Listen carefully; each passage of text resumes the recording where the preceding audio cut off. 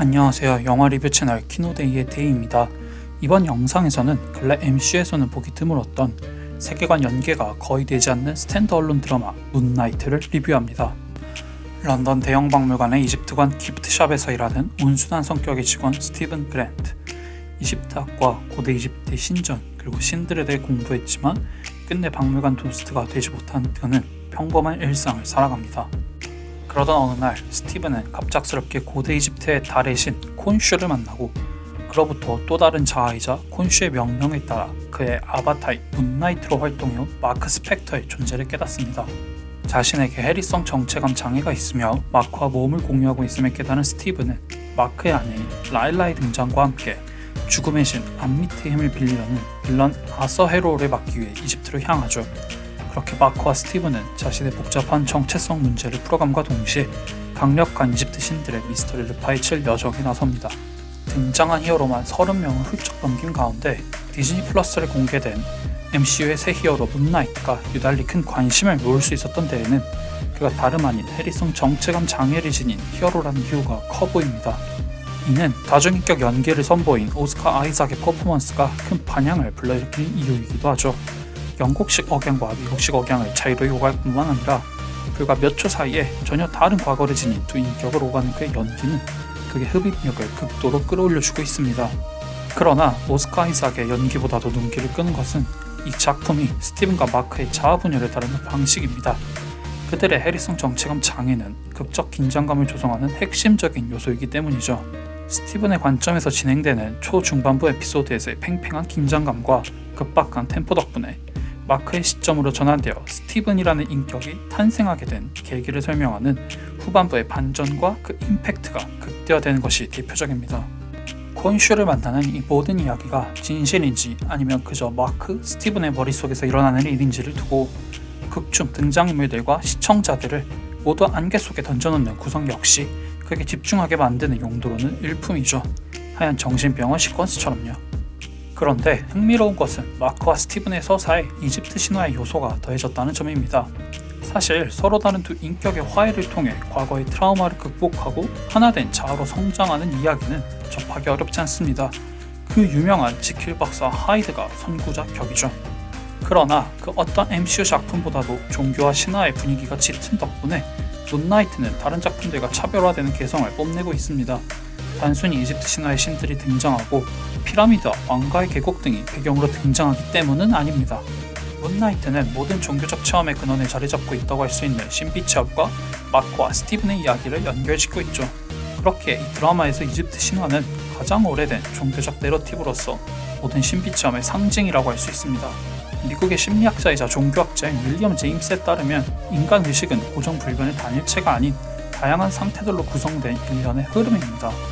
이때 평상시의 자아가 아닌 변형된 의식 상태에서의 인간은 존재의 궁극적 원인, 궁극적 실제, 자신의 참된 본성 등을 체득하는 신비 체험을 할 수 있죠.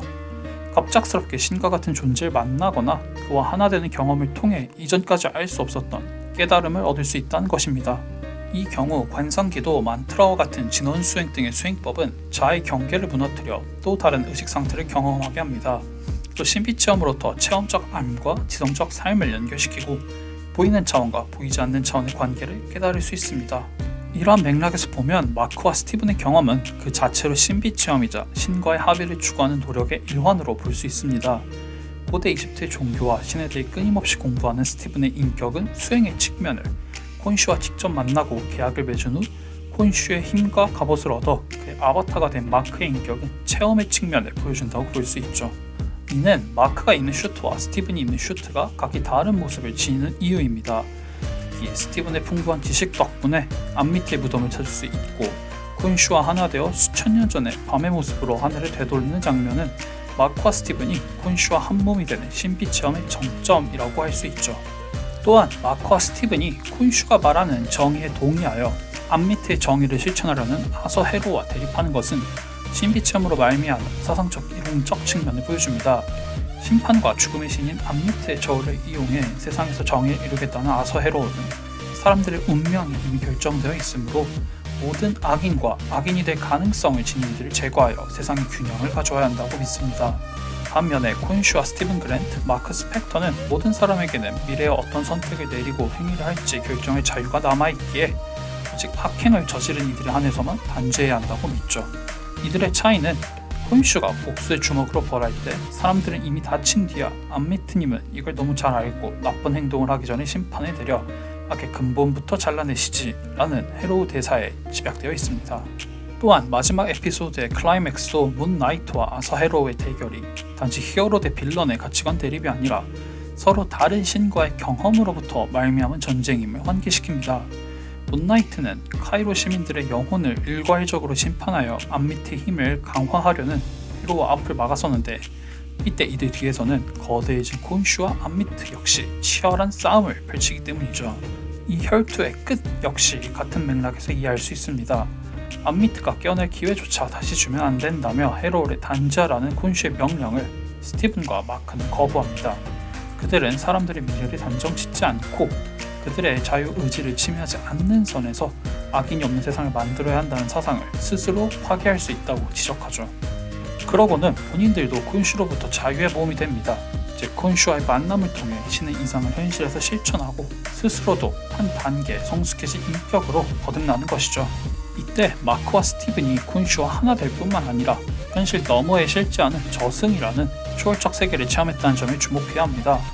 어릴 적 동생을 잃은 비극에 아파하고 그로 인해 어머니에게 학대당한 마크.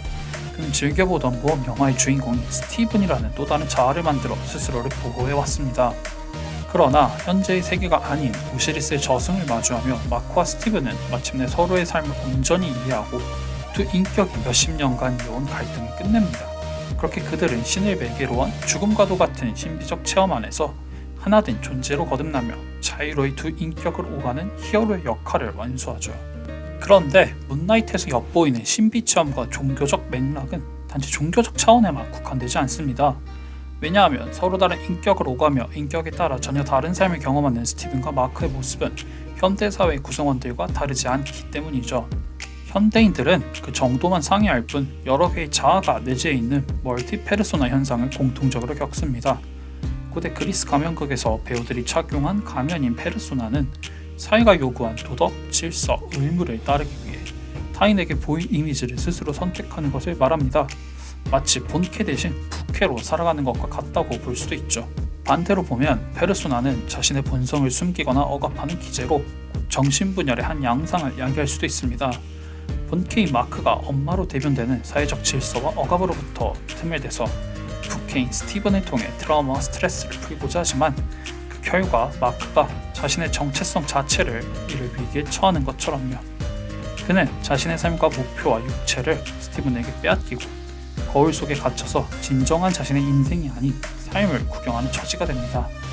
현대인들도 마찬가지입니다. 문수영 작가의 표현을 빌리자면 빠른 변화 속에서 표면적 자아를 가지고 살아가는 현대인들은 사익 사람이고 이들은 본질적인 나와는 다릅니다.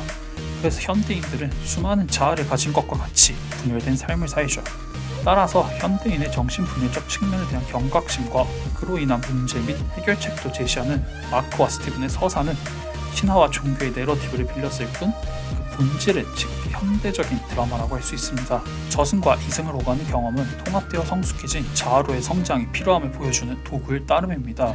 콘슈라는 신과의 만남 역시 분열된 인격 간의 인식과 소통을 가능케 한 계기일 뿐이죠.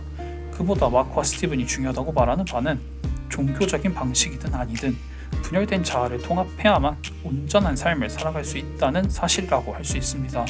이는 특히 쿠키 영상에 드러난 세 번째 인격인 제이크의 존재가 미리 암시되는 장면이 강렬한 인상을 남기는 이유이기도 합니다. 문나이트 액션 시퀀스에서는 불안하게 흔들리는 카메라 워킹과 순간적으로 단절되는 장면 전환 이후 마크와 스티븐이 모두 의식을 잃은 사이 유혈이 낭자해진 싸움의 현장을 비추는 장면을 접할 수 있습니다. 이는 제이크의 존재에 대한 복선이죠. 이처럼 마크, 스티븐, 제이크 사이에 남은 이야기를 암시하는 편집과 연출 그리고 쿠키 영상의 조합은 분열된 인격의 위험성을 드러내기에 매우 효과적이며 시청자들에게도 서로 다른 인격 사이에서 균형을 잡아야 하는 과제의 중요성을 충격요법으로 보여준 듯합니다. 이처럼 문나이트의 주제의식과 메시지는 결코 간과할 수 없는 의의를 갖고 있습니다. 다만 그렇다고 해서 아쉬움이 없지는 않죠. 액션이라는 영역에 한해서는 팔콘과 윈터 솔저 혹은 호크아이와 같은 MCU 드라마들처럼 낮은 퀄리티를 보이기 때문입니다. 거대해진 몸집으로 콘슈와 암미트가 육박전을 펼치고 있는데 마치 옛날 괴수물을 보는 것처럼 지나치게 느리고 단순한 주먹 싸움식으로 연출되어 박진감이 부족한 장면이 대표적이죠. 다양한 능력을 구사하는 문나이트 라일라 그리고 헤로우 간의 액션씬과 교차되기에 더 그러합니다. 다만 이 아쉬움이 매번 긴장감을 고조시키는 연출, 예측 불가능한 스토리, 다른 작품들과의 적은 연계로 인한 낮은 진입장벽이라는 장점보다 크지는 않습니다. 그래서 단독 드라마로 문나이트의 완결성에는 결코 호평이 아깝지 않죠. 이터널스 개봉 당시 케빈 파이기는 MCU를 현대의 그리스 로마 신화로 만들고 싶다고 밝힌 바 있습니다. 물론 그 포부는 진정으로 그리스 로마 신화를 대신하겠다는 말이 아닐 겁니다. 그보다는 수천 년간 수많은 창작자들에게 영감을 불어넣어 주었던 것처럼 마블 역시 오랜 기간 수많은 사람들의 마음속에서 살아 숨쉬는 고전이 되고 큰 문화적 영향력을 끼치고 싶다는 의미가 적절해 보이죠. 그러나 문나이트의 등장은 케빈 파이기의 포부에 그 의상의 의미가 있다는 사실을 암시하는 듯합니다. 그간 MCU에는 다양한 영웅들이 있었습니다. 사익만 쫓았던 방탕한 인물은 대의를 위해 스스로를 희생했고 국가의 도구에 불과했던 이는 자신만의 삶의 의미를 찾아갔으며 타고난 신분과 운명의 무게에 짓눌리던 이는 개인의 자유로운 삶을 찾아 우주를 여행하기 시작했죠. 이처럼 마냥 비장하거나 엄숙하지만은 않은 영웅상은 알렉산더 대왕이 트로이의 성문 앞에 선 아켈레우스를 동경했듯이 현실을 살아가는 사람들에게 제각기 삶의 롤모델이 될 수 있습니다. 마크와 스티븐도 마찬가지입니다. 그들의 성장 이야기는 분열된 자아 때문에 괴로워하는 현대인들에게 희망이 있음을 말해줍니다. 그렇기에 문나이트는 수많은 히어로들의 활약상으로 가득 채워진 마블 스튜디오의 로고, 곧 현대의 판테온에 당당히 한 자리를 차지할 것으로 보입니다. 이상으로 문나이트 리뷰를 모두 마치겠습니다.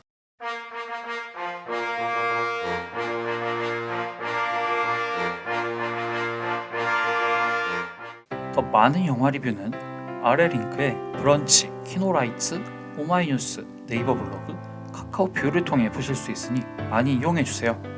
리뷰 내용이 마음에 드셨다면 리뷰 제작에 큰 힘이 되는 구독과 좋아요, 알림 설정 모두 부탁드리겠습니다.